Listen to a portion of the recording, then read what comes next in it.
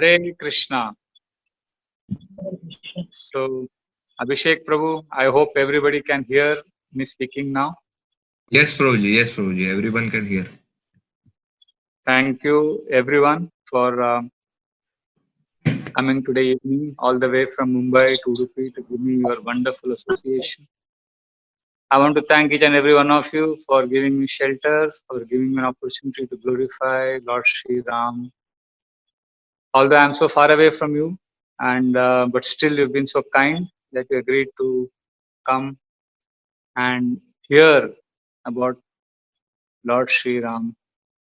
My heart is overwhelmed with gratitude to Abhishek and Mohit for taking the initiative to organize this so that I could spend some time with all of you. I want to express a desire that hopefully, with technology allowing us, today, tomorrow, and day after, we will discuss from Sri Ramayan, Valmiki Ramayan, a few important lessons, and we will try to go deeper into the Ramayana. Now, at the outset, I want to remember one pastime of Srila Prabhupada. Once Srila Prabhupada was in San Francisco in 1967. This was the first time he was planning to come to India. And devotees were being very sad. They said, Srila Prabhupada, you're leaving us. You're going so far away, 10,000 miles away to India. So Srila Prabhupada said something very instructive. He said, I may be very far away in India and you may be in San Francisco, which is thousands and thousands of miles apart. But if you are chanting Hare Krishna here and I am chanting Hare Krishna there, then we will be bound together and packed together by the holy names. So we have an opportunity to be connected to each other through hearing and chanting. So this is an opportunity that for all of us to connect to the sound vibration, connect to the Lord through hearing and chanting. And just like every year, this year also we are having Ram Katha 3 sessions. But by the divine providence, which we had unimagined last year, we are now connected to each other through a unique means. This has never happened in the past. But the essence will remain the same. We will discuss from Ramayan. This year, I had the great fortune, the blessed fortune by the Lord. I could read Aranyakand, last few chapters, where Lord Ram is searching for Mother Sita with Lakshman. And they meet Kabanda, Jatayu, Shabari. And then the last few chapters of Aranyakand, after that, I read Kishkinda Kand and then Sundar Kanda. So I will share some things that I read, and the title of this 3-day seminar is The Sacred Jewels, Life Lessons from Ramayan. Now there are some jewels, some pearls I discovered while reading Ramayan, and I'm going to show it to you. But I can't share it with you. In the sense, you have to discover your jewels from Ramayan. Because Ramayan, if you carefully observe, Ramayana is a scripture that has nourished it is like the soul of India, not just Vaishnavas. Ramayana is what is India. And there are so many jewels. Every time you read Ramayana, you feel it is fresh, it is new, it is exciting. And that is because when you read Ramayana, you discover realizations. You discover some amazing pearls, amazing jewels. But these jewels are unique. What is revealed to me by reading Ramayana may not necessarily be what is revealed to you. But when we render submissive oral reception, when we read the sacred scriptures reverentially, we attract the grace of Lord, and the Lord in the heart reveals to us some very special wisdom, some very special things from Ramayana. Therefore, I urge you to approach Ramayana in a mood of nourishment. Many times we mistake nourishment to be same as inspiration. Inspiration is also needed. Sometimes we have motivational speakers who give very inspiring talks, and we get very charged up. We get very motivated. But once that person leaves us, once we go offline, Now, when you're online, you're inspired. But once you're offline, that inspiration goes away. Now, what will keep us inspired offline is our study of Ramayana, is our absorption, is our nourishment. So if you approach Ramayana in the mood of nourishment, nourishment means when I read Ramayana in the space of Ram, in the space of Krishna, which means I read Ramayana not looking for some solutions to my problem. I read Ramayana with a desire to serve the Lord, with a desire to please the Lord. So that is reading Ramayana in the space of Ram. That is nourishment.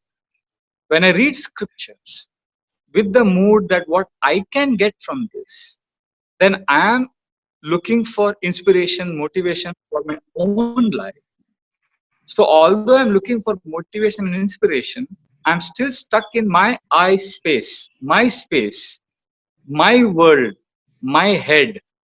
Therefore, I do not get as much nourishment as I get when I approach Ramayana in the Lord's space. Therefore, in these 3 days of Ram Katha, starting from now, let us hear Ramayana pastimes, not with any agenda, not looking for acronyms, tips, techniques. No. Let us simply read Ramayana, allow the sound vibration of Valmiki's Ramayana to purify our heart, and whatever the Lord thinks is appropriate for us to know and understand, let Him, by His causeless mercy, reveal to us what is best for us. So, in this mood, what is best for me, my dear Lord, please reveal to me. In this mood, let us approach Ramayana, and that will have a much, much more far reaching effect than our own speculations or our own worries. So, we have an opportunity to get out of our head, get out of my I space, and enter the Lord's space. Bolo Sitaram Lakshman Hanuman ki jai. Jai. So I will now begin with So, basically when I say about jewels from Ramayana, I'm just going to speak what has nourished me with no agenda. Now that's why I gave a long introduction for 10 minutes, so that the introduction is setting the mood of how the Ramayana is going to be. There is going to be no agenda, no tips, no acronyms, no techniques. It is going to be pure katha. And if you are attentive, if you have an open heart, you will you will you will receive from the Lord realizations. If you remember, some of you are members of our Shravanam and Mananam WhatsApp group, where I get so much nourishment when I see devotees share their heartfelt realization from Ramayana. Now, this group, WhatsApp group, has helped me to go deeper into the scriptures. And those of you who are not part of this group, I urge you to also become members of this group and share your understanding. So, whatever you learned today from Ramayana, those of you are already members, I request you, if there is something that resonates with you, if there is something that you hear in the Ram Katha today, tomorrow, and day after, if there is something that touches you somewhere, if there is something that motivates you to go deeper in your relationship with the Lord, please share it so that the others also get inspiration and faith to go deeper in their relationship with the Lord. So, having given this introduction, I now enter and I invite all of you to enter into, where should I go? See, Ramayana is like a sweet. Wherever you taste, it's sweet. It's like a sugar candy. So I would like to enter right now. See, since I don't have notes, there is no light here. This is a village setting. Where there is light, there is no network. Where there is network, there is no light. So I have kept one small torch so that you can see me. But since I don't have notes, I'm going to now enter into Kishkinda Khan. So this is a very interesting section where Lord Ram is sitting in the caves, in the Chaturmas. He's waiting for Chaturmas to get over. Sugriva had promised Lord Ram, after Lord Ram had killed Vali, that I am going to help you find Mother Sita. Now, Ram Lakshman were in the Prashavana mountains. Ram was doing his meditation. He was constantly thinking of Mother Sita. Now, 4 months passed. The rainy season ended. The swans were out. The peacocks were dancing. The forests were blooming. So Lord Ram knew that now is the time to resume the search for his consort Sita. He looked at Lakshman and said that Sugriva seems to have forgotten his promise of help.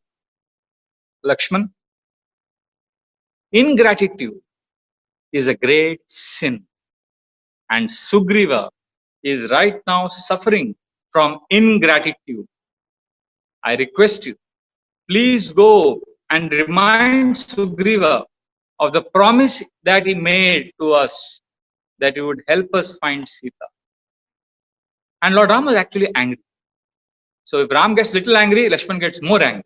So Lakshman immediately picked up his bow.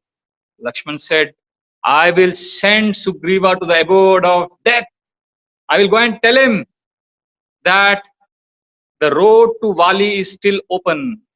You have killed Vali, and Sugriva can go and meet his brother there. So Ram told Lakshman, no, Lakshman.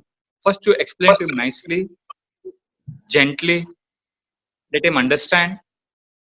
So Ram pacified Lakshman, but told him to assertively go and admonish Sugriva and remind him of his duty. Now, this is what was happening with Ram and Lakshman. Now, on the other hand, in Kishkinda, Sugriva was enjoying with his wives. And he had forgotten how the 4 months passed. Lord Ram was in intense separation from Sita. So for him, every minute was like 12 years. And for Sugriva, 4 months passed so fast. When somebody is absorbed in something, time goes very fast. Right? So sense gratification does that, but then it also gives misery. Anyway, Sugriva was enjoying. So Hanuman did not like it. So Hanuman, after the end of 4 months, went to Sugriva and he begged him that, my dear Sugriva, my dear king of the Vanaras, remember you promised Lord Ram, please fulfill your promise. So you should understand, Hanuman was much, much more intelligent than Sugriva. But he never left Sugriva. This is interesting because, Sugriva was son of Suryadev. So Hanuman learned lot of things from Suryadev. So when Hanuman was about to give Guru Dakshina, Suryadev said that the best Guru Dakshina can give me is, please never leave the association of my son. Always protect him. Always protect Sugriva. So Hanuman, if somebody is very, very intelligent, somebody is extremely smart and brilliant, if he has to assist somebody who is less intelligent, it's very difficult for the ego. It's very difficult to be a servant. It's easy to be a servant of somebody who's smarter than you, somebody who's more intelligent than you. But to be a servant of somebody who is less qualified is not easy. And Hanuman was much, much more qualified than Sugriva. But as a Guru Dakshina to his Guru, genuinely, he was simply a loyal servant of Sugriva. This is very interesting. And because of that sincere mood of service, he kept his ego aside. Hanuman attracted the Lord's mercy. He got a chance to serve the Lord because he was actually in the mood of a servant. So Hanuman very humbly told Sugriva that this is not correct. You had promised the Lord. So Sugriva came back to his senses. Sugriva said, yes, Hanuman, I'm sorry. I've done a wrong thing. So immediately called Angada. He called his generals. He said, immediately go to all the kingdoms where monkeys are there, where Vanaras are there. Tell them to send their best warriors. And we will now go and look for Mother Sita. So after he ordered all his soldiers to go, then Sugriva went back to his enjoyment. Now what Sugriva should have done at that point of time was, he should have immediately come to Ram and Lakshman and reported what is happening. But Sugriva was so busy with enjoyment that he delegated the task and he went back to enjoy. Meanwhile, Lakshman, he was so angry, holding the bow very tightly. He walked to Kishkinda with great anger. He was hissing like a snake and he marched. So when he came, he literally came running. So some of the Vanaras who saw Lakshmana coming, they were so terrified. Some of them got angry. Some of them were like protectors of Sugriva. They picked up stones and boulders to attack Lakshman. But just seeing Lakshman's anger, although Lakshman was only walking, The Vanaras, with their weapons and boulders, they started trembling simply seeing Lakshman. So they threw their boulders and they ran away. Everybody ran away. And Angada was the prince regent, son of Vali and assisting Sugriva, first in command. Angada came in front of Lakshman. Now look at Lakshman. Lakshman was very angry. He had a mission to chastise Sugriva. But look at Lakshman's clarity and level-headedness and how grounded he was. As soon as Angada came in front of Lakshman, Lakshman, although was very angry inside, immediately seeing immediately seeing Angada, Lakshman became pacified. Lakshman gently told Angada, Angada, my dear child, please tell Sugriva that I am very angry with. See, look at this. Lakshman is very angry. Generally, when you're angry, you shout. But look at Lakshmana's control, sense control, and degree of awareness. He was angry. He wanted to shout, but he knew where to unleash it. He didn't unnecessarily shout at Angada. He told Angada, please tell Sugriva, your uncle, that I'm very angry with. So Angada immediately realized how angry Lakshman was. When somebody speaks very softly, when he is very angry, that has a greater impact than when somebody shouts. So Angada ran to Sugriva's chamber. Sugriva was lying in the bed, intoxicated after enjoying with so many beautiful wives. In fact, in the bedroom, it is described Sugriva was not having, the only dress he had on his body was garlands, and he was intoxicated by the liquor. And Angada came and woke him up and said, Lakshman is marching in with great anger. Oh, Sugriva, oh king, rise and greet him. So Sugriva somehow came back to his senses. He gathered himself and he told Angada, come on, welcome him inside, welcome him. And then he immediately sent Tara. He said, you go and first greet Lakshman and pacify his anger so that when he comes to me, he is basically little softened. So Tara came outside. Meanwhile, Lakshman was marching in angrily, and Tara came. She was dressed properly, and she bowed her head and she said, "Oh, great Lakshmana, what brings you here? How can I serve you?" Meanwhile, Sugriva was getting ready. He sat on the throne, and Lakshmana saw Tara. Immediately, Lakshmana became modest, looked down, because see, this is the way Lakshman is greeting Angada. Lakshman is greeting a woman with respect and grace, and he told her very humbly that he is very angry with Sugriva and he wants to give him a message of Sri Ram.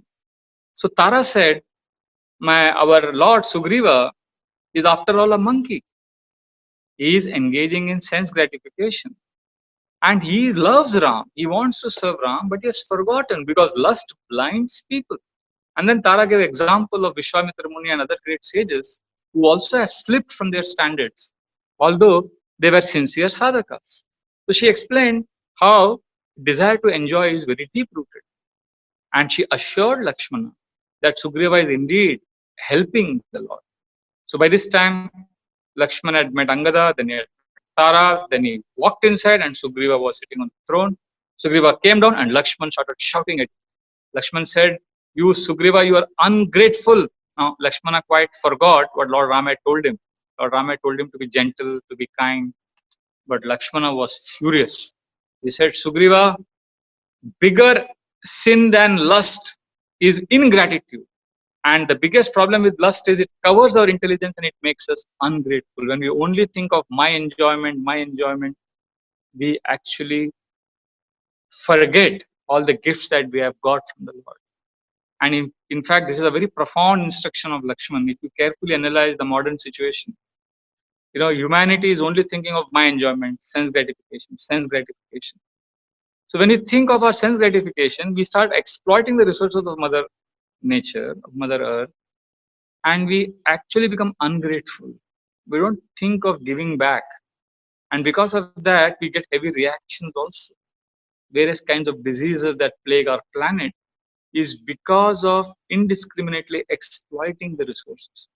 So the absorption in sense gratification brings fear. So Sugriva was enjoying in sense gratification, but he was living in fear. So this is a sin to be ungrateful. I remember some years ago during Prerna lecture, the mayor of Bombay had come And he stood up in the class, middle of the class, and he told the students, Maharaj was giving, Radhana Swami Maharaj was giving class.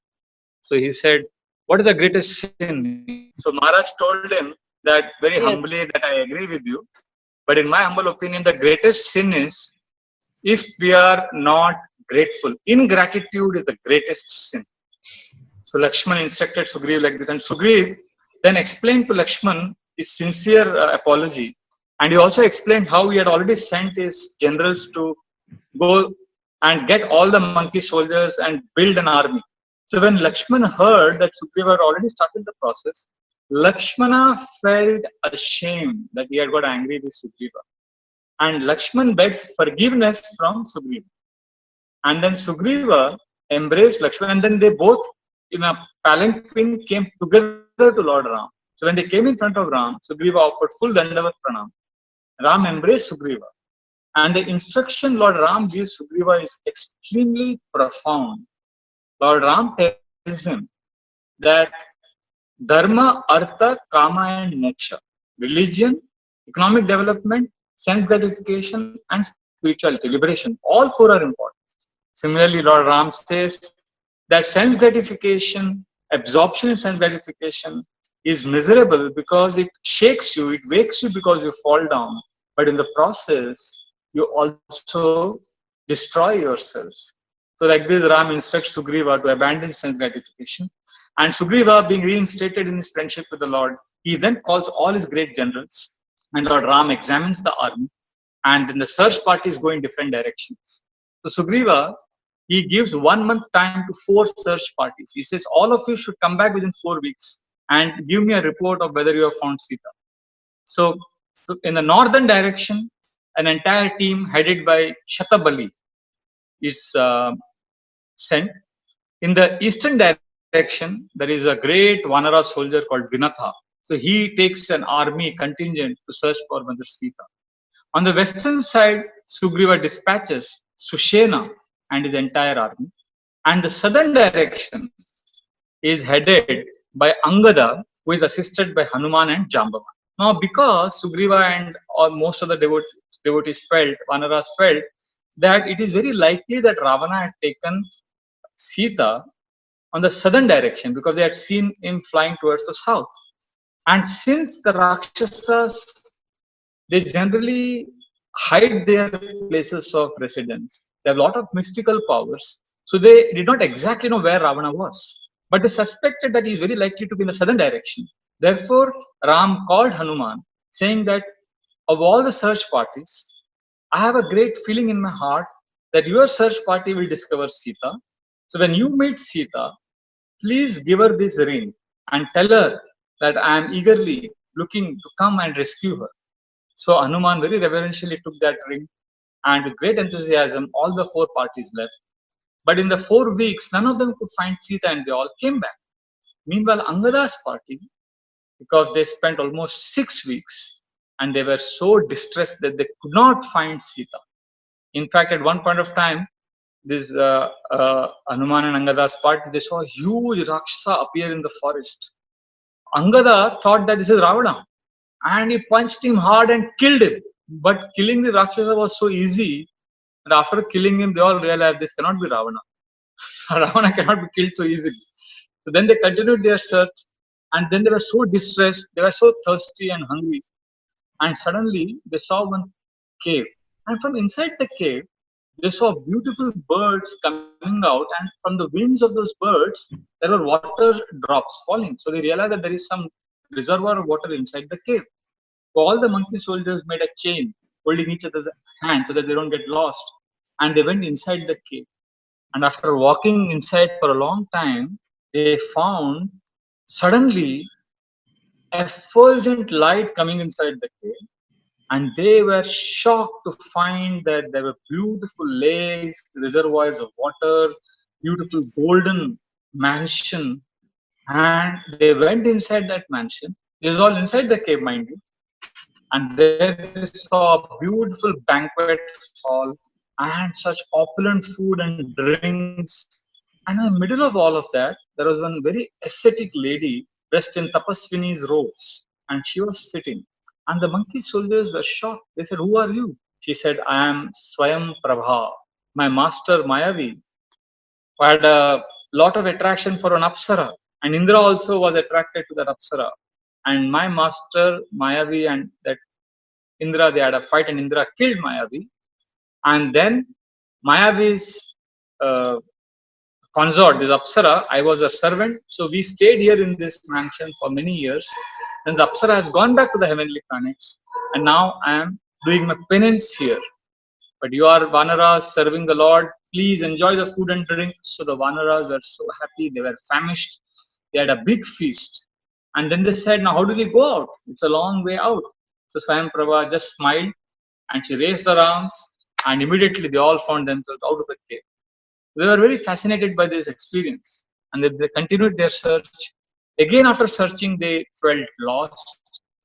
Finally, they realized that they came on the bank of the ocean at the southernmost part, and they were now convinced that they cannot find Mother Sita, and they decided to end their life. So some monkey soldiers said, no, let us not end our life. Let us go back to that cave. Let us go back and enjoy in that cave. There are nice food and drinks there. So Hanuman got very angry. He said, how can you think like that? You know, we are servants of Ram. And you think you can hide away, you can run away to that cave? Lord Ram and Lakshmana's arrows will reach us wherever we go. We cannot escape. Like that, he chastised them. Then Angada, Jambava, and everyone was crying that they could not find Sita. So they all decided to end their life by doing anshan, fasting unto death. So when they sat down to do fasting unto death, nearby there was a giant vulture called Sampati. He was watching them, and he said, wow, after a long time, now I have a big feast in front of me. There are so many monkeys sitting. I will eat each one of them and satisfy my hunger. I've been hungry for many days. Sampati had no wings. He was a giant vulture, so he had to literally walk slowly. So Sampati was waiting for them to die so that he could then pounce on them and eat them. But suddenly, Angada and all the monkey soldiers, they said, now that we are going to die, let us remember Ram. And they started singing Ram's glories. This is a very important pastime here. It reveals how hearing and chanting is so powerful, how hearing and chanting helps. That is revealed in this pastime. So, uh, so Angada started recounting Lord Ram's pastimes, and they were all chanting, waiting to leave their bodies. And they came to the section where they spoke about how Jatayu laid his life down for Lord Ram. So when this giant vulture Sampati heard Jatayu's name, he roared. Looking at Angada, he said, you monkey Vanara, tell me, how do you know Jatayu? Who is speaking about Jatayu? Tell me more about him. How did he die?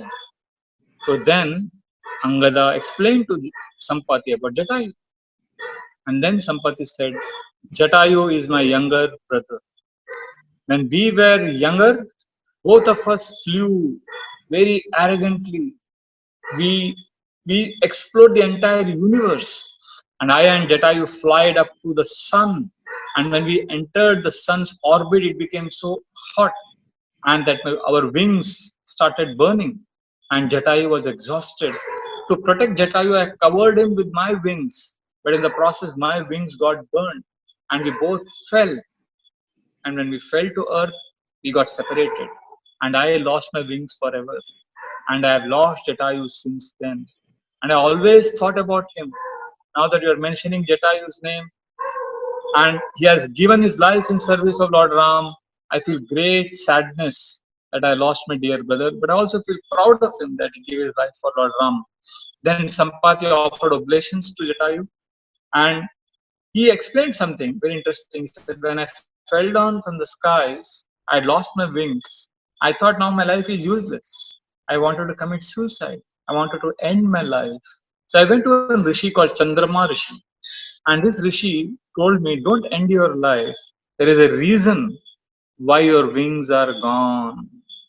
You have to now stay only here. You cannot fly anywhere. Stay here. One day you will get a chance to serve the Lord very personally. So I can see that now I have a chance to serve all of you. You are looking for Mother Sita. Although I cannot fly, but from this distance I still have very sharp eyes. I can see at the southernmost tip of this ocean. I can see Lanka, and I can see in that Lanka the abode of Ravana. I can see Mother Sita. So I I advise you, monkeys, to go to Lanka, and there you will find what you are looking for. So Sampati expressed his gratitude to the Vanaras that he had been waiting since the last 8,000 years, waiting for this opportunity to serve the Lord. See, now I know, in Shabari also waited for thousands of years, waiting for Lord Ram. Sometimes we are chanting for 1 or 2 years and we are thinking, why I'm not getting Krishna? And like Sampati, imagine is a bird. Bird's biggest joy is independence, to fly everywhere, go everywhere, but he cannot go anywhere. He has to stay indoors. Complete social distancing. Modi has also, I think, cut off your wings. Many of you want to fly, many of you want to go, but Modi has cut off our wings, right? But it is that the patience will bear fruit. 8,000 years Sampati waited, and he got a chance to serve the Lord. But what is very interesting in this pastime is the power of hearing. See, the Vanara soldiers were so distraught, they were so discouraged and sad. They just sat down, not knowing how they will find Sita. They stopped their thinking, their analysis, their intelligence, and they simply engaged in hearing and chanting. So when they engaged in hearing and chanting, they received help from another dimension, from another source, from another person. Similarly, we are trying to solve so many of our complicated life issues. But Ramayana teaches us wait, forget all of that. I mean, you do that at another time, but spend some time not thinking about your problems. Just hear and chant about the Lord. And like Sampati, Lord will send somebody something or reveal from within your heart a solution to your problem. So bhakti means basically working hard in our sadhana of hearing and chanting, making it a priority and allowing Krishna to reveal to us the solutions to our problems. See, this is very important. I found a similar interesting section in the previous section where uh, Kabanda, when he's advising Ram and Lakshman, he tells them that you should go to Pampa Sarovar at Matanga Rishi's ashram. There you will find Shabari. So when he's describing about Shabari's penance and the ashram, Kabanda tells something very interesting. He says in Matanga Rishi's ashram, my dear Ram and Lakshman, you will find amazing varieties of fruits, flowers, trees. In fact, in that chapter, Kabanda describes at least 45, 50 different varieties of trees and their fruits. And repeatedly he tells Lakshman that Lakshman, you should fetch these fruits and offer them to Ram for eating. The nature is described so personally and so vividly. How the Ramayana teaches us to live closer to nature. That's another subject matter. But in the process of describing how to go to Matanga Rishi's ashram, Kabanda tells that in this ashram you will find fragrant and beautiful flowers. But the speciality about these flowers is that these flowers don't wilt away, they don't deteriorate, they always remain fragrant and fresh. So Kabanda explains the reason for this.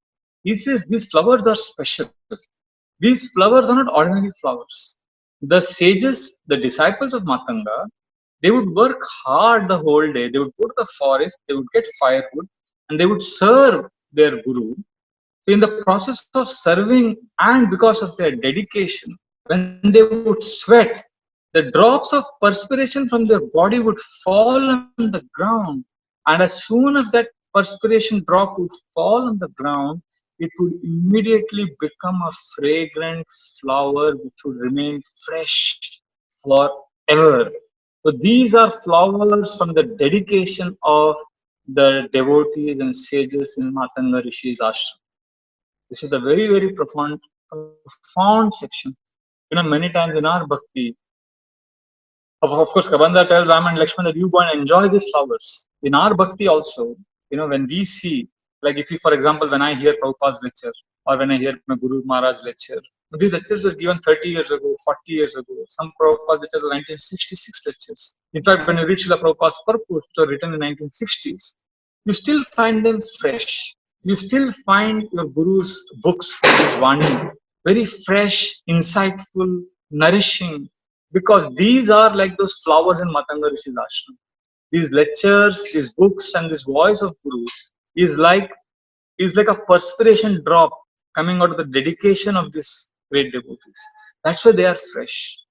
At the same time, we need to remember that just like these flowers were there in Matanga Rishi's ashram waiting for Ram and Lakshman to come, their purpose was to give enjoyment to Ram. It's not that we enjoy those flowers. Similarly, when our Guru gives lectures, when Guru gives Shiksha, it is not that we enjoy those classes. It is that these lectures and these books of Guru, they inspire us and they give us faith. But we have to study the scriptures with our dedication, with our investment of emotions. And we have to discover the jewels and pearls and those gems from these books, these scriptures, and these jewels that we discover will help us go back to God. See, just like our Guru cannot chant japa for us. We can hear our Guru chanting Hare Krishna, that will inspire us, that will give us faith. But I have to chant my own Hare Krishna to go back to Krishna. Similarly, Guru is giving class, Guru is studying scriptures, Guru is realizing Krishna and is sharing it with us. But we hear it. We hear it faithfully. We should continue to hear it. At the same time, after taking inspiration and faith, we need to also absorb and dive into the scriptures and invest our own Shravanam, Mananam, Nididhyasanam, Vandanam. We have to make the words of wisdom from the scriptures our own. What we earn, what is ours, will take us back to Krishna. Our Guru may have had his journey home, but you also need to have a journey home. We also have a responsibility to connect to Krishna. We cannot enjoy the flowers that these great devotees have offered to Krishna. We see those flowers and we are inspired to also sweat it out, serve, hear, study, and offer our heart to Krishna. And that realizations that we get, which are like the flowers, those realizations that come from the sweat of parishrama, of absorption and tapasya, that realization is what will take us back to Krishna. Therefore, we cannot absolve ourselves of the responsibility of absorbing in scriptures. In fact, that is the reason why we started Shravanam and Mananam group, where many devotees like Pavan Prabhu, Rupali Mataji, Gopimanjari Mataji, many Matajis and many Prabhujis, they are sharing. Murarinta Prabhu, Mansaradhika Mataji, they're all sharing their Relaja, Vipul Prabhu, Pavan Prabhu, Raj Parikshit Prabhu, everybody sharing their thoughts, what they are studying from scriptures. Because when we read scriptures and study and absorb ourselves, we are allowing a power beyond us to help us in our sojourn in this material world. Otherwise, we'll be stuck up and caught up with our head, and that can never help us. In fact, hearing is so important. Submissive oral reception is very important. And as we are hearing from our seniors, that is one step that should continue. Along with that, we need to introspect and make what we hear or study ours. So this is what this section teaches us. And so the Vanaras were very happy. They were extremely delighted that Sampati helped them. And now they had a meeting. Now we have to go to Lanka and find Sita. Who will go to Lanka? So Angada said, I can jump all that. It was a distance of 800 miles. Angada said, I can jump, but I'm not sure whether I can come back. So Jambavan said, oh, Prince Regent Angada, even if you can come back, you should not jump. You are our prince, you are our future king. It is our duty to protect you. And other monkey soldiers, they were very honestly giving their capability. One said, I can jump 100 miles. One said, I can jump 200. Everybody gave their own estimation. And Jambavan said, I've become very old now. When I was a young man, young bear, Jambavan, he said, when I was younger, I could circle the earth 60 times non-stop. I was so powerful. Now I cannot fly to Lanka. So everybody was giving their estimation. Hanuman was sitting quietly. So Jambavan went up to Hanuman and said, Hanuman, have you forgotten your power, your valor? And then Jambavan looked at all the monkeys and he said, I'm going to narrate to you an interesting story. But when Hanuman was a young boy, he was so powerful that he jumped up to leap and catch sun and eat it, considering it as an apple fruit. But Indra heard a thunderbolt, Hanuman fell on the ground, and Vayudev, his father, got so angry that he withdrew air from the universe. And as everyone struggled for breath, they placated Vayudev and they blessed this child Hanuman profusely with all benedictions. So Hanuman grew up as a very precocious child with amazing gifts and talents, but he became very mischievous. And in his naughtiness, he started disturbing the sages who were performing their sacrifices and meditation. But the sages, with love, they cursed this baby Hanuman, saying that you will forget all your prowess till somebody reminds you about them so that you can serve the Lord. My dear Hanuman, I'm just reminding you of what you are capable of. You have superhuman power. You are the most powerful personality on this planet. You can do what nobody can do. You can go to Lanka, you can find where Mother Sita is, and you can come back and give us a report. When Hanuman heard this, he was so happy because he always wanted to serve Lord Ram. He realized that this is a great chance for him to serve Lord Ram. So he immediately rode. He said, Yes, I will go to Lanka. And he shouted, Yes, Shri Ram. And he said, Yes, I am now going to go to Lanka. Oh, Prince Angada, tell me what I should do. I will go and find Mother Sita. Should I get her back? Should I kill Ravana? Should I kill all the Rakshasas in Lanka? Should I destroy that city? He started giving all the various proposals that he had. So Angada said, wait, Hanuman, all that is later. First you go and find out where Mother Sita is. Come back with the information, they will present it to Lord Ram, and then they will decide the next course of action. But Hanuman was really excited, taking the blessings of all the monkey soldiers, and monkey soldiers said, Yes, Hanuman, we are with you, all the best. We will wait here till you come back.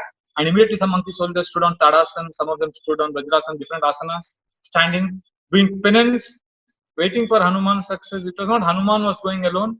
It was a victory for all of them. They all were cheering Hanuman. So Hanuman went. Hanuman Airways. Hanuman, just like in this world, you need a plane. Plane needs what to fly? It needs a runway. For Hanuman, his runway was what? He needed a mountain. He would go on a mountain top. He would put all his weight on the mountain and he would jump up. So he went to Mahendra mountain, which was next to the ocean. He stood on the mountain top. He pushed the mountain down and he jumped up.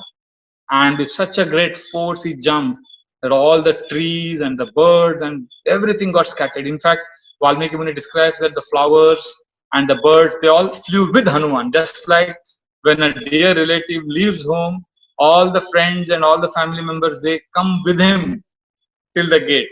Similarly, all the birds, flowers, they all wanted to assist Hanuman. So they all kind of jumped up with Hanuman, and Hanuman jumped high and he rolled. So then he was flying to Lanka. So what we will do, tomorrow we will describe and discuss Hanuman's journey to Lanka, what happened. And there are 7 obstacles that we all face in our lives. And we ignore them many times. So how Hanuman's journey and Hanuman's before he met Mother Sita, he faced 7 obstacles. And we also, before we meet the Lord in our lives, we face these 7 obstacles. And how Lord Ram dealt with each of this, how Hanuman dealt with each of this teaches us how we can also deal with our obstacles that we will discuss tomorrow. And after discussing how Hanuman went to Lanka, and then we will discuss how Hanuman confronted Ravana and came back to Ram. And after that, if we have time, day after tomorrow, we will discuss Aranyakand, where Ram is remembering Mother Sita and how he cries in separation and how Lakshman counsels Lord Ram in his separation from Mother Sita. So these are all, hopefully we will be able to discuss tomorrow and day after. I want to sincerely thank you for your kind attention, and I also sincerely apologize if I caused you any inconvenience. Very, very grateful to you that this is a great opportunity for us to remember the Lord. As I told you in the beginning of today's class, there will not be many acronyms, many techniques, many jokes. It is pure Ram Katha.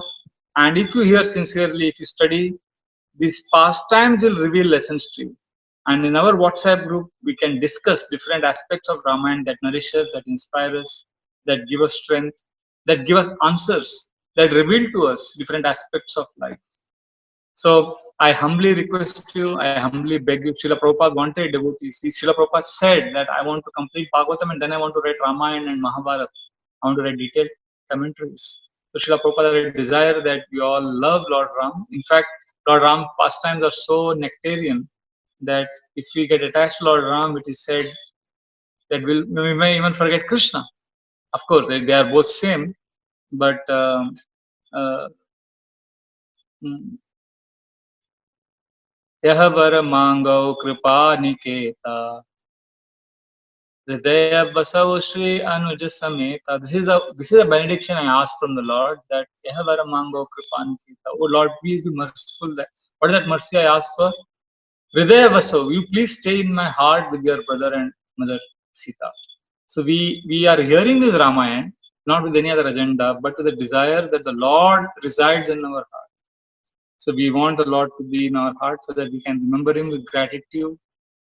And during this tough period, when there is so much of fear, anxiety, uncertainty, death, and our own devotees are suffering, and that's extremely painful. At such times, there's nothing we can do. There's one devotee from London who wrote to me saying that, I'm actually feeling my faith in Krishna going down. Why is Krishna not listening to the prayers of so many devotees? So I was explaining to him how we cannot really fathom Krishna's plan. We can only be humble, have faith that he has a bigger plan. In Krishna has a bigger plan. Krishna has a bigger vision.